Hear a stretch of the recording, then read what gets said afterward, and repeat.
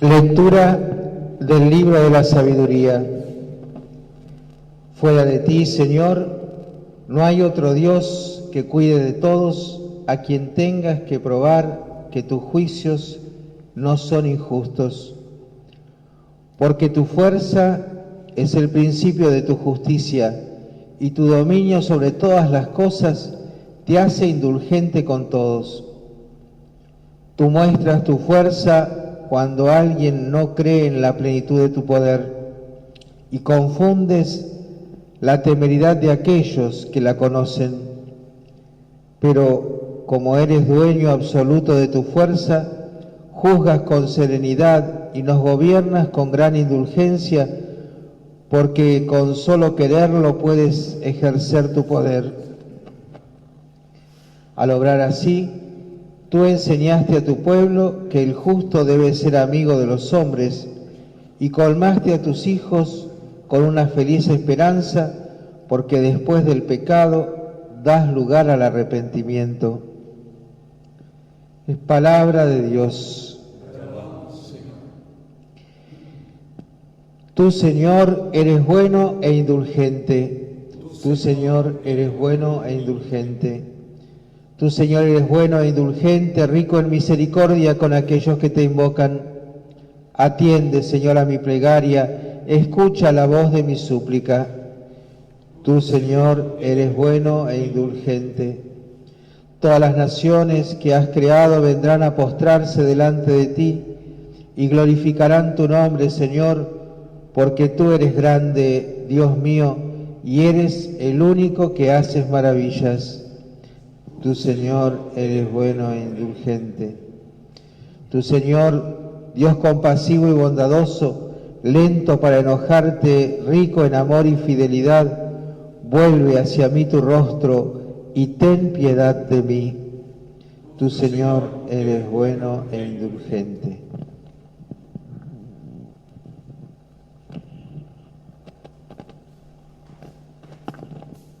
Lectura de la carta del apóstol San Pablo a los cristianos de Roma. Hermanos, el Espíritu viene en ayuda de nuestra debilidad, porque no sabemos orar como es debido, pero el Espíritu intercede con gemidos inefables. Y el que sondea los corazones conoce el deseo del Espíritu, y sabe que su intercesión en favor de los santos está de acuerdo con la voluntad divina. Palabra de Dios. Te alabamos, Señor.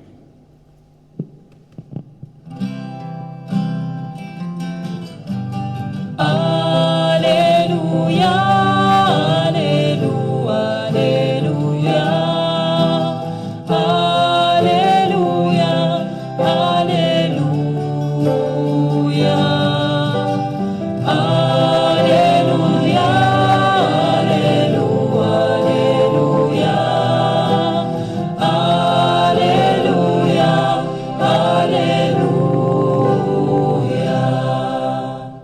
El Señor esté con ustedes. Y con tu espíritu. Evangelio de nuestro Señor Jesucristo según San Mateo. Gloria a ti, Señor.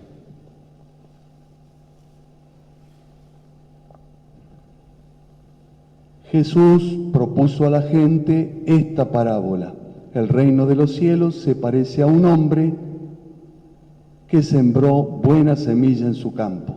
Pero mientras todos dormían, vino su enemigo, sembró cizaña en medio del trigo y se fue. Cuando creció el trigo y aparecieron las espigas, también apareció la cizaña.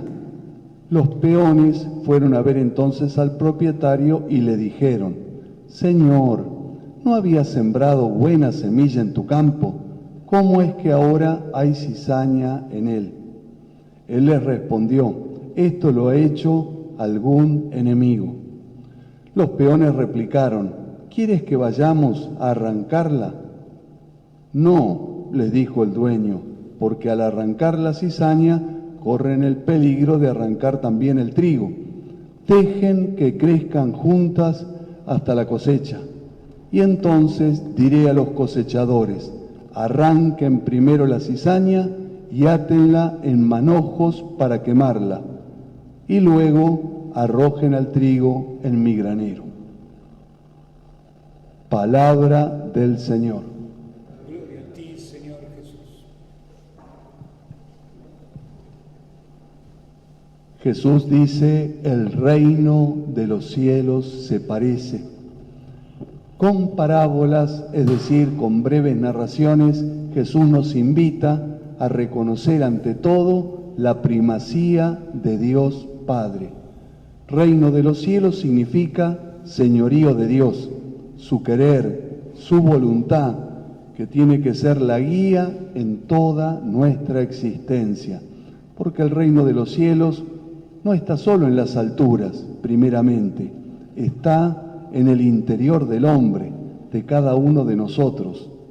Por ejemplo, cuando rezamos, decimos, Padre nuestro que estás en el cielo, pero esto no significa un lugar, sino una manera de ser. Estamos hablando de su grandeza, de su majestad, estamos hablando del 3 veces santo, y a la vez también está cerca de nosotros. Dice San Agustín, Dios se complace en habitar en el corazón del justo, en el corazón del humilde. Y podemos afirmar, donde está Dios, está el cielo. Donde está Dios, está el cielo. Por eso, al hablar del reino de los cielos, Jesús recurre a imágenes como el trigo y la cizaña. Los invito a que saquemos 2 enseñanzas, podemos sacar muchísimas más de las parábolas del Señor y de toda su palabra, pero los invito a que en esta mañana saquemos 2 enseñanzas de esta parábola. La primera, el mal que hay en el mundo no proviene de Dios, sino de su enemigo, el maligno. Él va cuando no hay luz para sembrar la cizaña, y es muy astuto, siembra el mal en medio del bien. No elige un campo vacío para sembrar la cizaña. ¿Saben dónde siembra la cizaña? Donde hay trigo. Ese es el enemigo de Dios. Siembra el mal donde hay bien. La segunda enseñanza es la contradicción o la contraposición entre la impaciencia de los servidores, de los peones, y la paciencia del propietario, que representa a Dios. Nosotros muchas veces tenemos gran prisa para juzgar, clasificar, poner de este lado a los buenos, del otro a los malos. Recuerden aquel pasaje, esa parábola de Jesús de los 2 hombres que suben al templo. Uno de ellos, puesto de pie, dice, Dios mío, te doy gracias porque no soy como los demás hombres, que son ladrones, injustos, adúlteros, ni tampoco como ese publicano.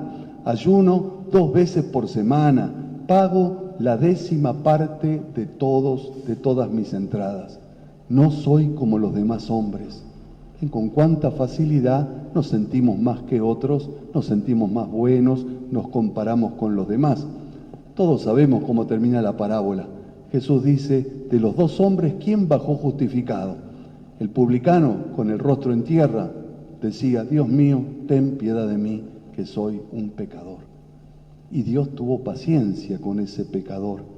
Dios, en cambio, sabe esperar, sabe mirar el campo de la vida de cada uno de nosotros con paciencia, con misericordia. Porque Dios ve mucho mejor que nosotros. Claro, ve, por ejemplo, la suciedad y el mal que hay en el mundo y en cada uno de nosotros. Dios ve mucho mejor que nosotros, pero ve también los brotes de bien y espera con confianza que maduren. Dios es paciente, sabe esperar, porque el mal no tiene ni la primera ni la última palabra. Gracias a su paciente espera, la cizaña, sembrada en el corazón de muchos de nosotros, muchas veces, sembrada en el corazón de los hombres, al final puede llegar a ser buen trigo. La paciencia de Dios es el gran tema de esta parábola para mí. Dice el libro de la sabiduría que leyó el padre Omar, después del pecado Dios da lugar al arrepentimiento. Su dominio sobre todas las cosas lo hace indulgente. Después del pecado, Dios da tiempo para el arrepentimiento. O alguno de nosotros nos aplastó después de pecar. Cualquiera de nosotros ha pecado. ¿Dios nos aplastó? No, nos dio tiempo para el arrepentimiento. Y también lo reza el Salmo 85, que leyó el Padre Omar. Tú, Señor Dios mío, clemente y misericordioso, lento a la cólera, rico en piedad y leal. Ese es nuestro Dios, lento a la cólera, rico en piedad y leal. Y lo enseña Jesús en otro pasaje. Dios es un Padre misericordioso que hace salir el sol sobre buenos y malos y llover sobre justos e injustos. El Padre Eduardo no, seguramente haría llover y salir el sol sobre los que Él quiere y a los otros los dejaría en la sombra. Dios es distinto. Dios hace salir el sol sobre buenos y malos y llover sobre justos e injustos. Ese es nuestro Dios. Pero afirma por eso San Agustín, los malos existen en el mundo para convertirse y para que los buenos ejerciten la paciencia. Y esa paciencia que tiene Dios con algunos nos molesta. ¿Por qué no le corta la cabeza a este que roba, al otro que es malo, al otro que está violando, al otro que está asesinando, al otro que está haciendo guerras? La misma paciencia que queremos para nosotros no nos gusta para los demás. Dios es paciente con todos, pero el silencio y la paciencia de Dios es un escándalo para muchos y es ocasión de tropiezo. ¿Cuánta gente me ha dicho a mí, por ejemplo, ¿dónde está Dios? Se está muriendo un chico en la calle, se está muriendo de hambre, hay otros que están enfermos. ¿Dónde está Dios? A ver. ¿O qué pasa con los malos? ¿Dónde está Dios? Bueno, la paciencia de Dios es causa de tropiezo para muchos. Esta paciencia es la misericordia de Dios, es su voluntad de salvar. No es que tenga paciencia y esté esperando el día del juicio para castigar con mayor rigor. Esto lo hacemos a veces nosotros. Tenemos un poquito de paciencia, dejamos pasar alguna para después castigar o decir las cosas con más fuerza o con más enojo. Dios no. Dios tiene paciencia porque espera la conversión de sus hijos. El que hoy es cizaña, el que hoy es malo, puede convertirse. Y tenemos ejemplos de muchísimos santos y de muchísimas personas. El mismo San Agustín que cité se convirtió por la paciencia de Dios. Y así muchísimos. En el reino de Dios no hay lugar para siervos impacientes, para peones impacientes, para gente que no sabe hacer otra cosa que invocar castigos de Dios y encima decirle a Dios a quién tiene que castigar. Nosotros le queremos decir a Dios, tenés que castigar a este, a esta presidenta, a aquel, al otro, cortarle la cabeza a aquel. Nosotros queremos decirle a Dios a quién tiene que castigar. No hay lugar para esa gente en el reino de Dios. Recuerdo un pasaje muy lindo que ustedes también conocen, cuando Jesús iba decididamente hacia Jerusalén, mandó a sus discípulos que le prepararan un lugar. Y cuando pasaron por Samaria, nadie les dio lugar porque iban para Jerusalén. Entonces Juan y Santiago le dicen a Jesús, ¿querés que mandemos fuego para consumirlos? Esa es la impaciencia de cada uno de nosotros. ¿Querés que mandemos fuego para consumirlos? Y el Señor se dio vuelta y los reprendió. Va a bajar fuego, pero el corazón sobre el corazón de los apóstoles, para llenarlos de misericordia, de ternura y para evangelizar, no para destruir a nadie. Debemos esperar la siega, pero no con la hoz en la mano, como si estuviéramos ansiosos por ver la cara de los malvados en el día del juicio. Todos nosotros somos trigo y cizaña al mismo tiempo, todos. Solo Cristo es trigo, sin cizaña, sin pecado. Él es el grano de trigo que cayó en la tierra y murió para dar fruto. Y ahora viene a nosotros como pan para hacernos trigo de Dios, para llenarnos de su misericordia y su amor. Ojalá que al recibirlo a Jesús, ojalá que al escuchar esta palabra se caiga de la mano de todos de nosotros la hoz y el deseo de cortar cabezas, de juzgar ahora. No nos corresponde a nosotros juzgar. Dice un salmo, no me acuerdo cuál, uno solo es el legislador y juez. ¿Vos quién sos para juzgar a tu hermano? Uno solo es el legislador y juez. ¿Vos quién sos para juzgar a tu hermano? Y si alguien cometió un error, que la próxima vez que se encuentre con nosotros, encuentre en nuestros ojos comprensión, y que por la palabra de Cristo se haya caído de nuestras manos la hoz y el deseo de castigar. Se lo pedimos al Señor.